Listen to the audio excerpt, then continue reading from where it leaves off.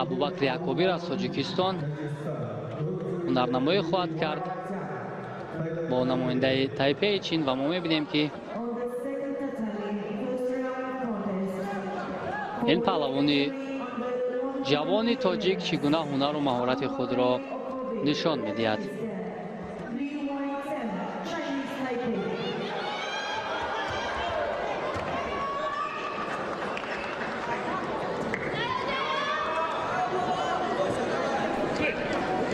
абубакри акобир бо ҷудогии сафед аст, Ли Ячсинг бо ҷудогии кабуд рӯи гилем омаданд ва мо мебинем ки паҳлавони тоҷик бар муқобили намояндаи тайпеи чин чӣ гуна ҳунару маҳорати худро нишон медиҳанд. ҳарду ҳам хеле як тезкорона ҳунари худро нишон доданд ва инҷо абубакри акобир хеле имконияти хубро метавонад ки истифода барад.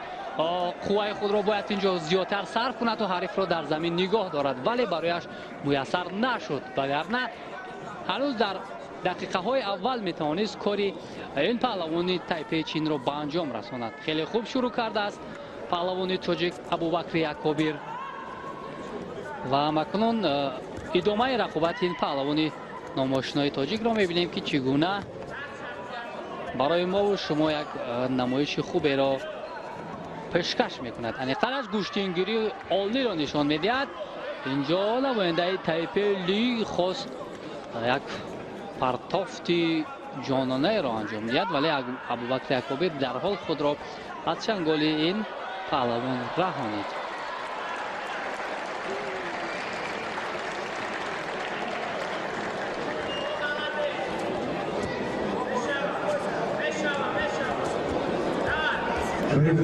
хуб, инҷо як лаҳза барои абубакри акобир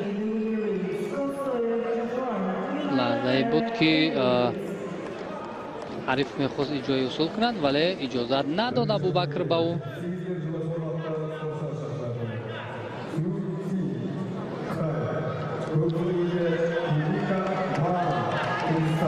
ҳарду ҳам хуб, воқеан ин вазаре аст, партофти хеле хубе ки абубакри акобир инҷо ба анҷом расонид.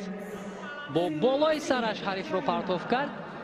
агар ҳамин ҳаракатро тезтар ба анҷом мерасонид, яъне бо суръаттар, шояд имтиёзи ипон ҳам барояш довар медод, вале боке нест.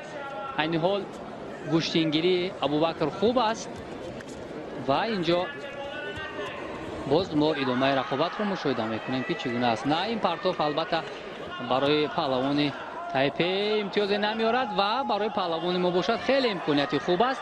тамом, дигар 10 сония барои мо кофӣ аст то абубакр дар ин рақобат пирӯз гардад. ман гумон мекунам ки дигар тамом барои паҳлавони тайпеи чин имконияте боқӣ нахоҳад монд. бале дӯстони азиз, муборак бошад барои паҳлавони мо дар вазни 100 килограмм абубакри акобир дар марҳилаи аввал дасташ боло мешавад ва роҳи худро ба даври дигар мебарад ки онҷо бо Отабек Тураббоев аз Ӯзбекистон нерӯ хоҳад санҷид.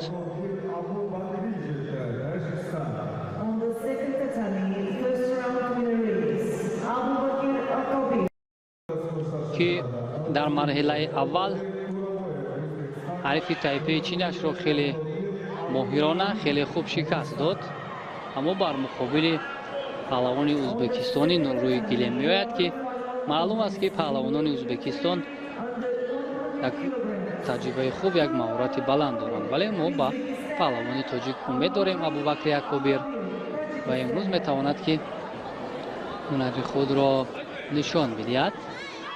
абубакри акобир бо ҷудогии кабуд ва Отабек Тураббоев бо ҷудогии сафед аз Ӯзбекистон рақобатро дар даври 4 як ниҳоӣ шурӯъ карданд.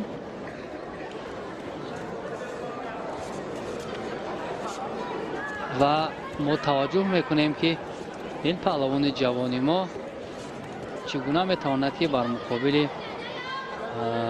ҳарифи 24 солаи худ ҳунарнамоӣ кунад. огоҳии аввал хушбахтона ба паҳлавони узбек дода мешавад ба хотири гӯшӣ нагирифтанд ҳамон ҳаракатҳои яъне беҳосил ё фалшатака ва инҷо абубакр имкон дорад ки аз ин лаҳзаҳои мусоид истифода барад, чун намояндаи Тайпей Чинро хеле хуб шикаст дод. бар муқобили паҳлавони Узбекистон ҳам ҳунари болои худро нишон диҳад. Агар дар ин марҳила Абубакр ғалаба ба даст орад, барои нишон албатта ки талошҳояш боз имкониятҳояш бештар мешавад. паҳлавони 24-солаи ӯзбекистонӣ хуб чандон натиҷаҳои хуб надорад. танҳо медали инҷо як ҳаракати Отабек буд, вале хушбахтона ин партов беимтиёз ба анҷом расид. Отабек паҳлавони Ӯзбекистон соли 2022 дар Тбилиси Гранд Слам мақоми сеюмро ишғол кардааст ва як маротибаи дигар дар ҷоми Осиё миёни ҷавонон соли 2018 медали биринҷӣ дорад. ва имрӯз бар муқобили паҳлавони мо ҳамакунун дар миёни калонсолон нерӯсанҷӣ карда истодааст бар муқобили Абубакри Якобир ки 2 сол аз ҳарифаш хурдтар аст ва барои хуб нодуруст доштан ба Абубакри Якобир огоҳӣ дода шуд. ҳамакунун аз ҷиҳати муҷозот ҳарду баробар мешаванд. паҳлавони мо бошад имрӯз натиҷаи арзандаеро ба қайд нагирифтааст аз мусобиқоти бонуфуз, вале иштирокаш пайваста солҳои охир мушоҳида мешавад. Нагузорад бояд Абубакр ки ҳариф иҷрои усул кунад.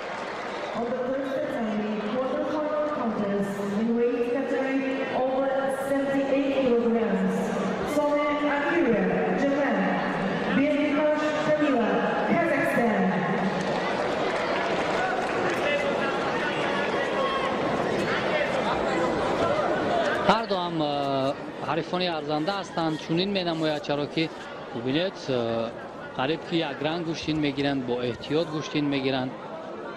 инҷо танҳо ҳамон огоҳиҳое ки ба ҳар ду паҳлавон додааст инҷо дар яъне ҳамон рафти хозмои ҳар ду ин паҳлавонро ҳамон огоҳиҳо танҳо муайян карда истодааст. ҳамин лаҳзаҳо ин амалкарде ки Абубакр мехост болои сар ҳарифро партояд, ҳамин гуна ҳарифи Тайпей Чинашро партофта буд ва ӯ бояд кӯшиш кунад ки бар муқобили паҳлавони ӯзбекистонӣ ҳунаро маҳорати олӣ нишон диҳад.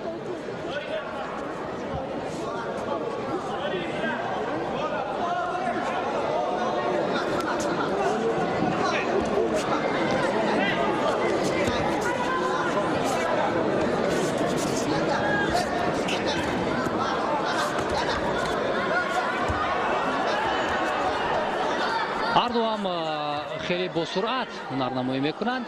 инҷо бояд саросима нашавад. паҳлавони мо хуб ин партофтро вазари баҳогузорӣ мекунад.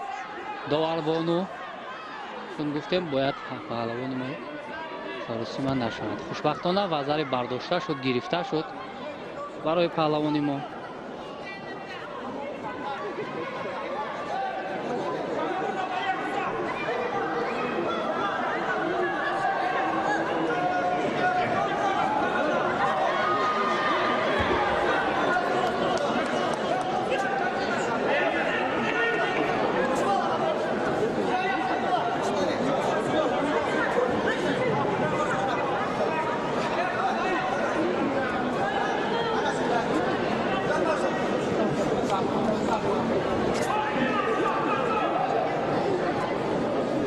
имрӯз мунтахаби ӯзбекистон дар қораи Осиё хеле як тими пурқувват аст. на танҳо дар Осиё, дар мусобиқаҳои ҷаҳонӣ ҳам хеле як дастаи пурқувват аст ва имрӯз ҳам барои нишонҳо талош мекунанд. ҳамакунун тақдири рақобат дар марҳилаҳои тиллои ё Голден Скол ҳал хоҳад шуд. онҳо Илиадис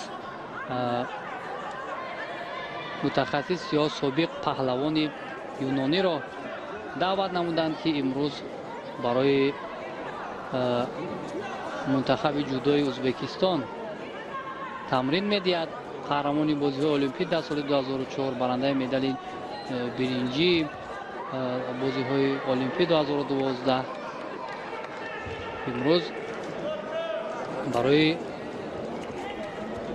мунтахаби ӯзбекистон мутахассиси хориҷӣ касби таҷриба меомӯзонад ва онҳо хеле ҳам солҳои охир фаъол гардиданд. хушбахтона инҷо на мо инҷо гумон кардем ки танҳо огоҳӣ ба паҳлавони ӯзбекистонӣ дода мешавад, аммо инҷо ба хотири камфаъолӣ довар ба ҳарду огоҳӣ дод. ин албатта хуб нест. ва инҷо танҳо як партофт, як амалкарди хеле хуб кифоя аст ки ҳамин кифоя мутаассифона бар суди паҳлавони ӯзбекистонӣ ба анҷом расид. Отабек Турабоев тавонист Абубакри Акобиро мағлуб кунад ва роҳи худро ба даври ниманиҳоӣ бубарад. инҷо як лаҳза фориғболӣ кард паҳлавони мо ва иҷозат дод ба ҳариф ки иҷрои усул кунад.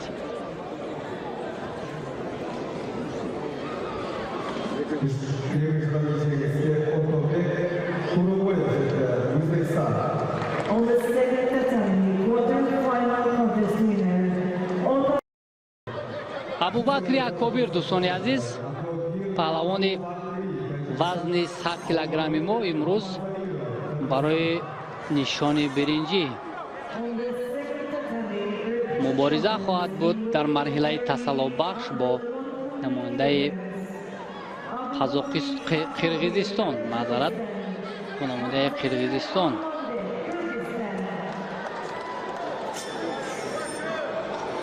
Мамазаиров Алманбет бо либосҳои кабут аст ва паҳлавони Тоҷикистон Абубакри Акобир бо ҷудогии сафед даст ба гиребон шуданд. хуб мустаҳкам дошт паҳлавони мо.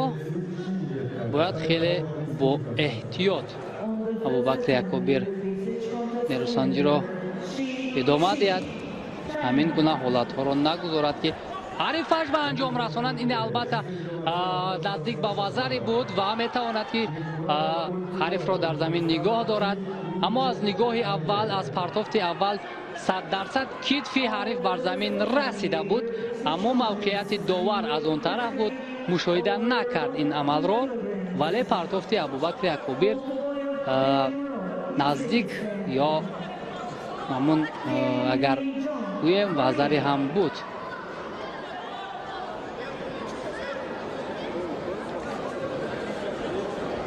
хуб шурӯъ кард паҳлавони мо ва бояд танҳо иҷозат надиҳад ба ҳариф ки мавқеияти дурустро интихоб кунад, ишғол кунад ва иҷрои усул намояд аз анамун пасгиребони ҳариф. чун паҳлавони мо медорад, бояд мустаҳкам дорад, баъдан пайдо кунад роҳе ки барояш мувофиқтар аст.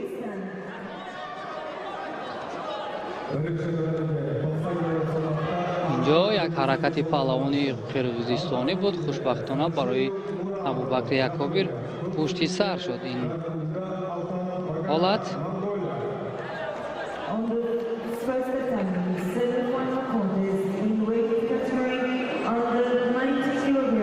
бори дигар ҳарду аз марказ рақобатро оғоз мекунанд.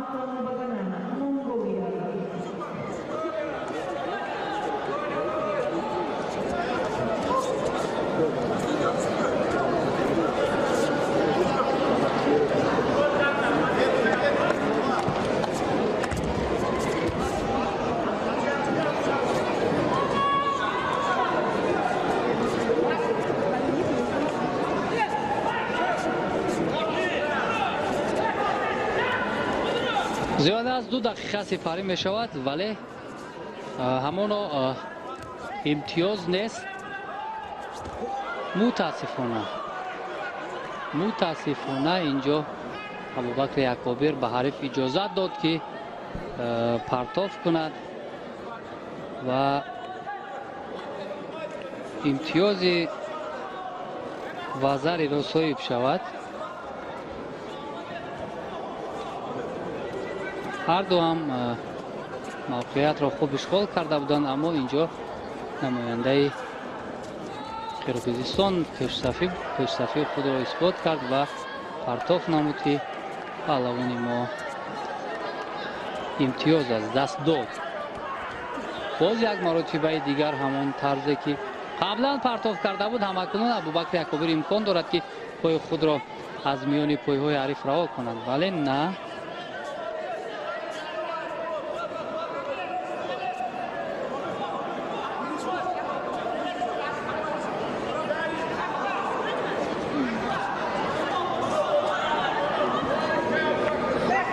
ابوبکر باید فعالتر گردد، کوشش کند که همین امتیازی که از دست داده است آن را جبران کند.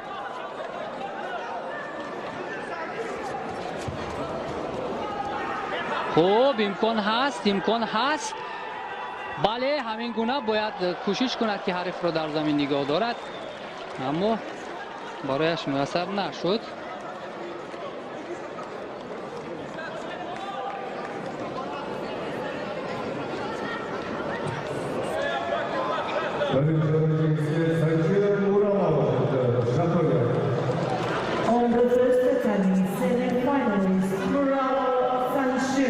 ثانیه‌های با شمار ماندند. در این صورت باید پهلوان ما فعالتر شود.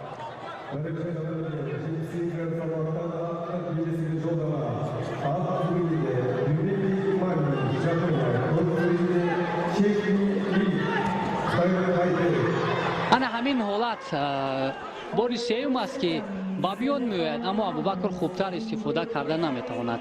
باید هرچی کوشش کند که همون حالتی که حریف در زمین است تمام قواش را صرف کرده او را در زمین نگاه دارد.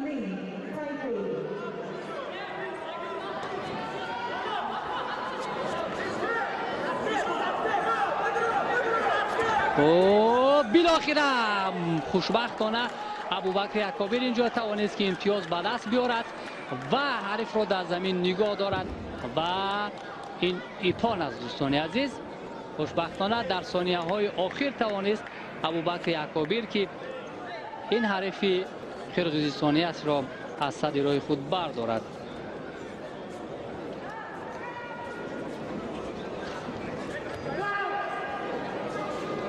ابوبکر یعقوبی امکان دارد در وزن 100 کیلوگرم برای نشان برنجی مبارزه برد.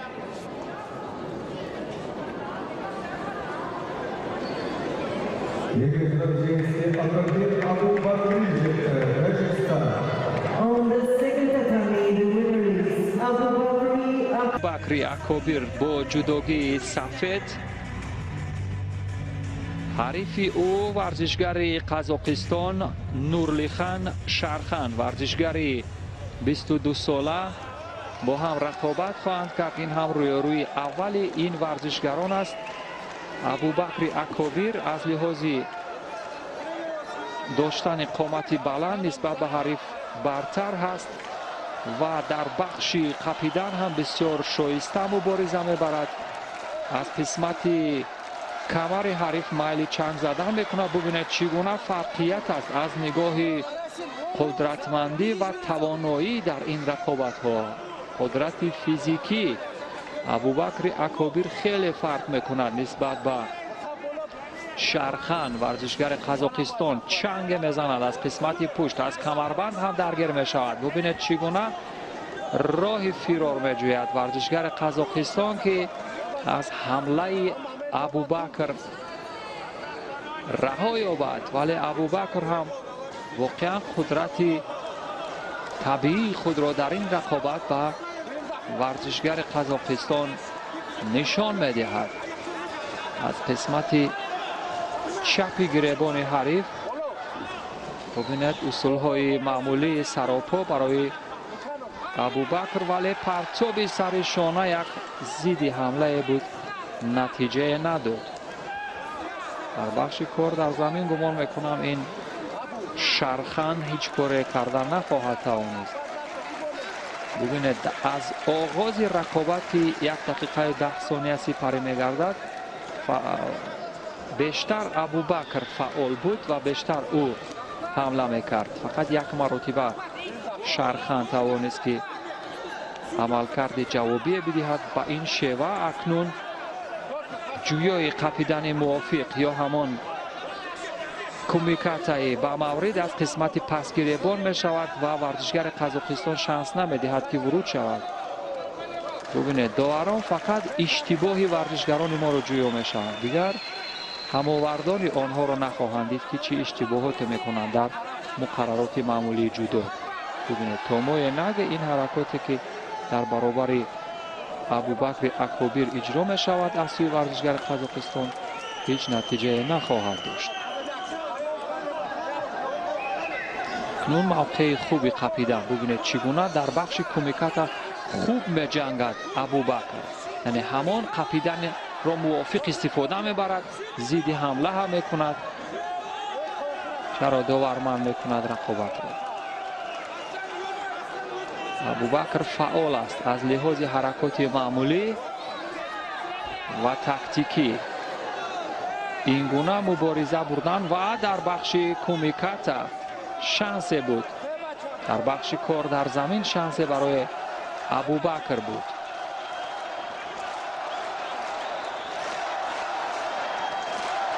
مخلصان جودوی قزاقستان رو ببینید چگونه دستگیری میکنن شرخان رو. ابوبکر هم از این به وجد می آید، به نظر می رسد که او هم الهام می گرفته باشد، غرورش بلندی می کند اگرچه پیش چشم هزاران اما وزری دادن به ورزشگر قزاقستان. فرصت هست.